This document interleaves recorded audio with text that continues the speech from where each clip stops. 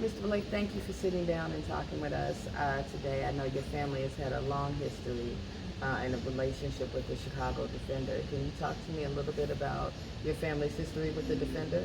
My father being an activist back in the 60s and the 50s. And when I was born, I was maybe understating a rambunctious kid.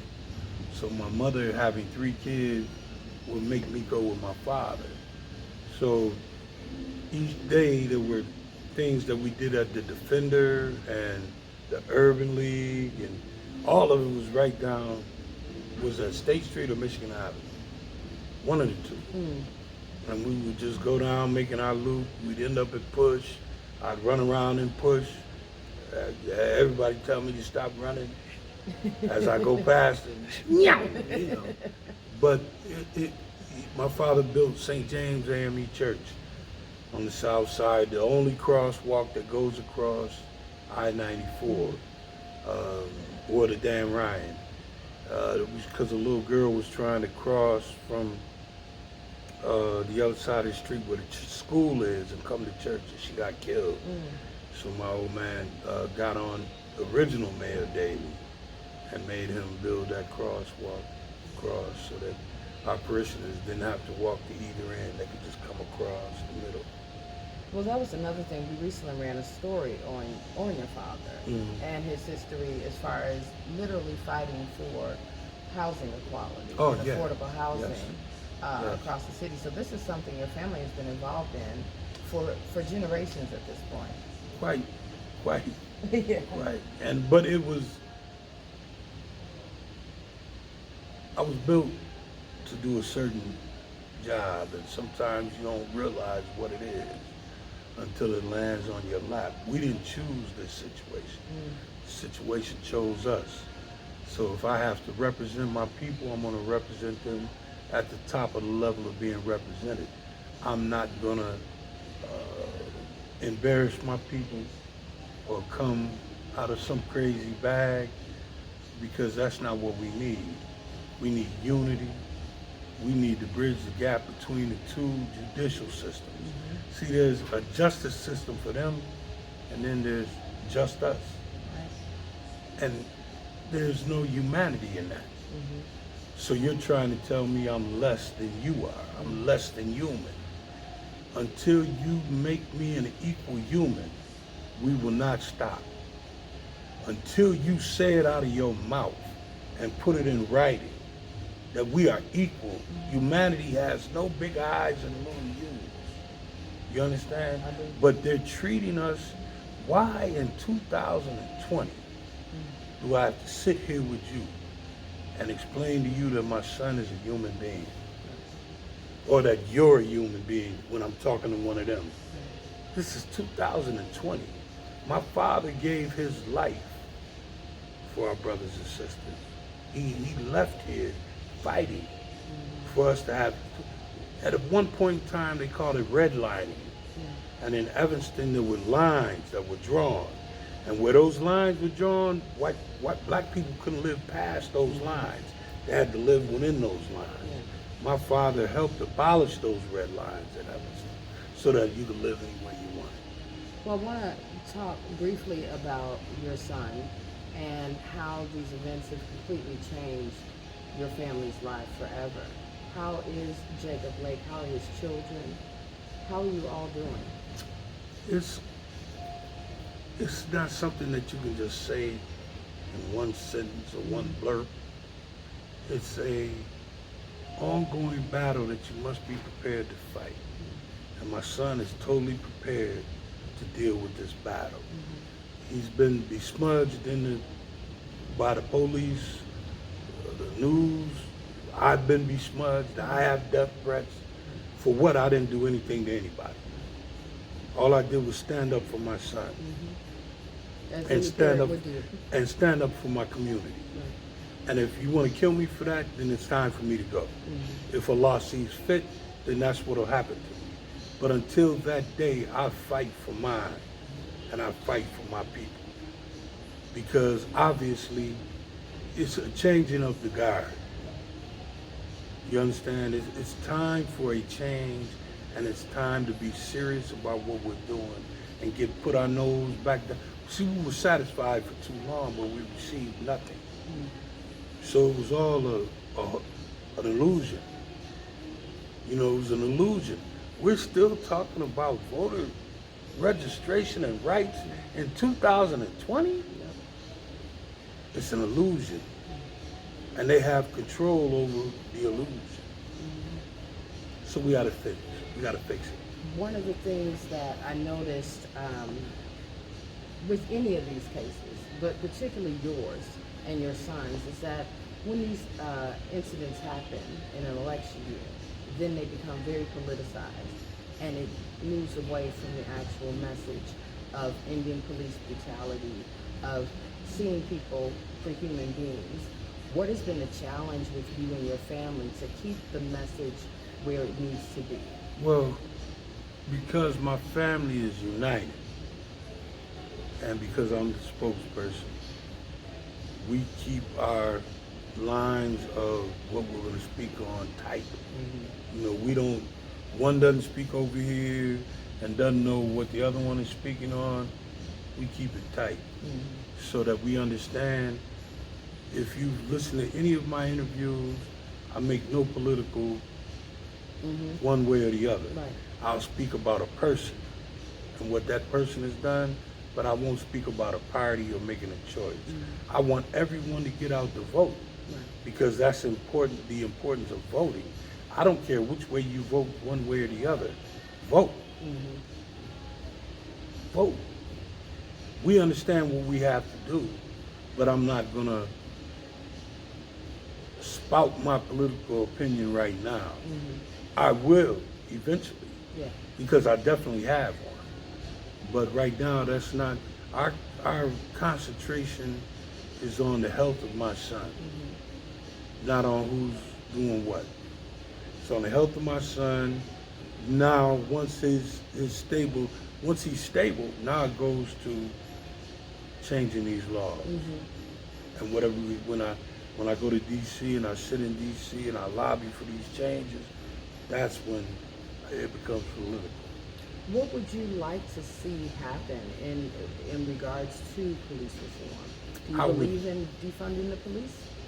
See, you have to be careful when you say defunding, because our Caucasian counterparts look, when you say defunding the police, meaning you're going to take away the police, abolish the police. No. What we're saying is when something is broken as this system is, it needs to be revitalized. There needs to be a revitalization of police across the United States. There needs to be an understanding of the importance of a psychological person to evaluate case to case. If there's a smell of a psychological problem, that brother would still be here in Buffalo. If there was somebody to say, oh, this guy has got a problem, man, you can't just run up on him. You know, you can't just do this. He's a human. He has an illness. So if we don't reacclimate the way funds are being spent and reappropriate such funds, then we're going to continue to see Jacob Blake's, Breonna Taylor's, Ahmaud Arbery's, George, and the one that hurt me the most, the two that hurt me the most is because I wasn't there to defend Trayvon. I wasn't there to help Tamir. Those are little boys. You understand? Tamir was just in the park. Do you think he woke up thinking this is my last day on earth? Either one. Nobody did. And that's because historically they have looked at our children as not children. They don't see the humanity. If you don't look at a people as human, then you judge them across the board. You judge them across, and we've been judged across the board so long. It's just not. We demand to be recognized as human beings. We demand it. Well, that was one of the things that I noticed even with the march yesterday. The focus was really on getting people out to vote and to educate people on the process of what's going on. The only way to really affect change is to get in there and make a decision in the voting booth so we can have Some say. some people, yeah, some people who have our backs when it Right. comes to actually creating laws and designing new legislator that will help us in our community. Is Right. that your focus as a family now? My focus as a family is to change the laws that do not address situations like my son. How can you do something to somebody, 7 bullets in the back, and then you shackle them Right. to a bed? So all the different stories, I can't comment on the case. So can we talk a little bit about your family and how you guys are dealing with this? And when I say dealing with this, you're thrust into the spotlight, you're thrust into political conversation, you're thrust into activism, for lack of a better word. What do you guys do to make sure that, specifically you, what are you doing to take care of you so you can take care of your son and his grandchildren at this point? Well, I surround myself by people who are positive and pro us, my family meaning. And then I eat correctly because I have several illnesses that I'm dealing with on a day-to-day basis. So if I do not rest and I do not eat properly, then I end up in the hospital like I did in Milwaukee. Now, fortunately, I've been doing the right thing. And mentally, I don't even feel the stress because I don't identify it as stress. I identify it as being a father. So when all the kids come to me and they ask me questions or they need assistance in making decisions or whatever it is, that's my job. So sometimes your job gets a little moving, hectic. Yeah.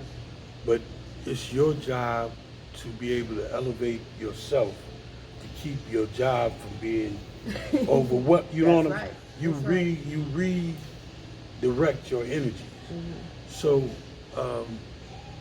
I've never been a person, I've never been scary, I've never been under pressure. I don't have gray hairs in my head that much because I don't do stress. Because there's nothing you can do other than follow your path that Allah or your creator has set out for you. So he's not going to put anything on you too heavy for you to burden, too heavy of a burden for you to handle. Yeah. So that's the way I take it. Okay, he meant for me to do this. He meant for me to handle this. We didn't choose this chose us. So I was built for this. Ideally, what does justice look like to you? Justice looks like when I go before a judge that I'm not guilty and have to prove my innocence. It's supposed to be the other way around, that you're innocent until you prove your guilt, or until they prove your guilt. Well, being African American in the Chicago area, I've always been guilty. Even before I was arrested for anything, they assume that you're guilty. Well, you know what they say about assumption.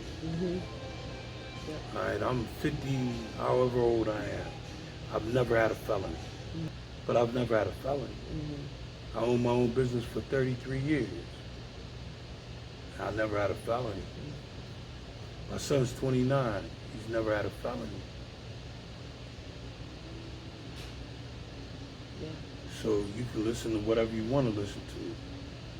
Well, that was one of the reasons I wanted to speak to you specifically, because I wanted our readers to hear from you. And I wanted them to cut through all the social media chatter and get the facts about not just you, your son, but your family and your family's history. What do you want people to know that they haven't heard before? I want people to understand that my family is a typical family. We have educated people, we have people that worked and trained, and we have hard workers, we have, a full plethora of people that did things in my family. Yeah. But they raised their families, family. We believe in family. Mm-hmm. But you stick by your family. You understand?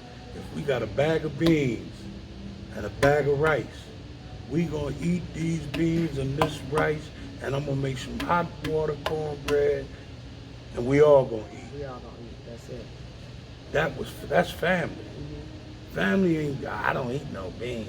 That ain't family. If you don't eat no beans, then your ribs is gonna be touching your stomach.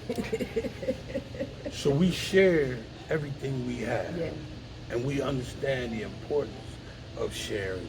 Even if you share your positive emotion with other people, Mm-hmm. they can be swayed off of being depressed Mm-hmm. by just you being you. Mm-hmm. You don't know what that person is. I've been a leader my whole life.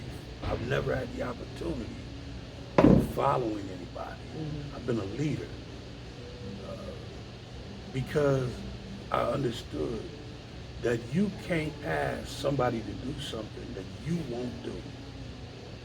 And if you understand that there's, in an organization or in a group, there's no big I's and little U's.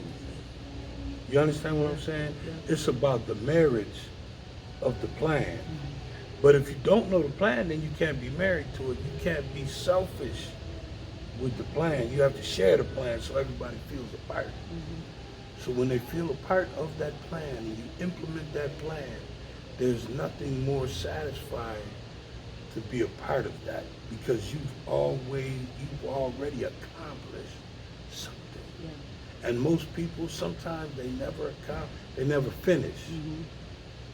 And I'm a great finisher. I'm a terrible loser. Mm-hmm. Anybody can tell you that. I hate to lose, but I can finish stuff. Yeah. I'm not gonna just drive you. I'm not gonna pull the train up to the station. I'm going into the station. So that's what we're banking that my people will understand the importance of such things. Mm-hmm. One of the things I've loved, in addition to everything that's happened, is the incredible support that has come to you, to your family, from places you may have never even expected. Athletes, celebrities, and the community, the Black community in particular, that understands, what our families look like and see themselves reflected in you and yours. How is that support from your own community like? Excuse me. That's some of the best stuff. You can't bag it up and sell it in a container or a cookie bag. It's some of the realest. The Milwaukee Bucks brought tears to my eyes. Mm-hmm. 5 minutes after they walked off the floor, they were on the phone with me. And it made me weep. Then I was on speaker and you could hear the brothers in the locker room weeping with me. And, that was a special moment. Yeah. That was a special moment. The Green Bay Packers paid for our hotels. The Bucks paid for our hotels when we were in Milwaukee and in Wisconsin. And there's been so many others. Yeah. The group in Evanston, the young ladies, Evanston Fights for Black Lives. Man, they paid all our rent first month. $15,000 so that everybody could make it up there and not have nothing to worry about. Yeah. Things of that nature, that's Allah to me. That's God pulling his strings. And that's what it's, You ask, how does it make me feel? It makes me feel loved. And see, there's not enough love. See, I love everyone. That used to be my downfall. They would say, man, you trust them too much. I said, well, you have to wait for them to show you who they are. Right. But if I love them, then there's no mistake that they betrayed my love for them. Yeah. I'd rather be in that spot. But it makes me feel loved. Well, I hope you know from the Chicago Defender and the family that we have that you are loved and supported. The Defender has been a part of my life. The Urban League has been a part of my life. Chicago is a part of my life. And I've never been let down by the city. Yep. Except for when it gets cold. My arthritis, see, I've had 7D surgery. Okay, So yeah. my arthritis in my knee, That cold ain't it's a nothing nice. wooga booger. It's a wooga booger, that's all I can tell you. It used to never bother me, but now, Lord have mercy, it started hurting me this morning. I Yeah, said, 'cause if this is what we're going to go through, I'm going to be eating ibuprofen for the next 3 months. No, and I appreciate you taking the time just to Okay. talk to us. I really do.